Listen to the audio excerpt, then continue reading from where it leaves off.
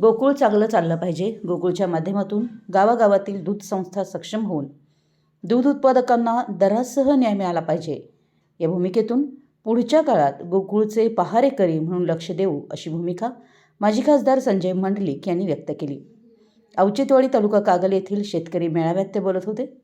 मेळाव्यात पंचायत समिती सदस्य बालाजी फराकटे, मंडलिक साखर संचालकपदी निवड झालेले अनिल सिद्धेश्वर, प्रधान भोजे, महाराष्ट्र शासन मिशन वात्सल्य समितीवर अशासकीय सदस्यपदी निवड झालेले संदीप बोटे, संजय गांधी निराधार योजना समितीच्या सदस्यपदी नियुक्ती झालेले नारायण मुसळे व सौ स्मिता राज हेगडे यांचा यावेळी सत्कार करण्यात आला.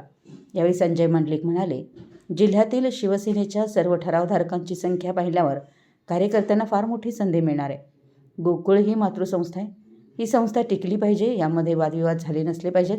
त्यावर चुकीचं बोललं नसलं पाहिजे. हे पथ्यसुद्धा आम्ही जाणीवपूर्वक पाळलं आहे. आता जो काही तमाशा अलीकडे चालू आहे त्याकडे दुर्लक्ष करून आपण गटाची मोठ बांधून पुढे जाणं योग्य ठरेल असं मतही त्यांनी व्यक्त केलं. यावेळी ॲडव्होकेट वीरेंद्र मंडलिक, शिवानंद माळी, शीतल फराकटे, सुधीर पाटोळे यांची भाषणं झाली. यावेळी मंडलिक साखरचे उपाध्यक्ष आनंदराव फराकटे, संचालक प्रकाश पाटील, विश्वास कुराळे, तुकाराम ढोले, मारुती काळुगडे, जयसिंगराव भोसले, सुहास खराडे, दीपक शिंदे, उत्तम पाटील, पांडुरंग गायकवाड यांच्यासह शेतकरी व युवा कार्यकर्ते मोठ्या संख्येने उपस्थित होते. स्वागत व प्रास्ताविक संदीप बोटे यांनी केलं. सूत्रसंचालन सुभाष पाटील यांनी केलं. तर आभार संदीप मोसळे यांनी मानले. मराठी एस न्यूजसाठी मोरगुडहून सर्जेराव भाट.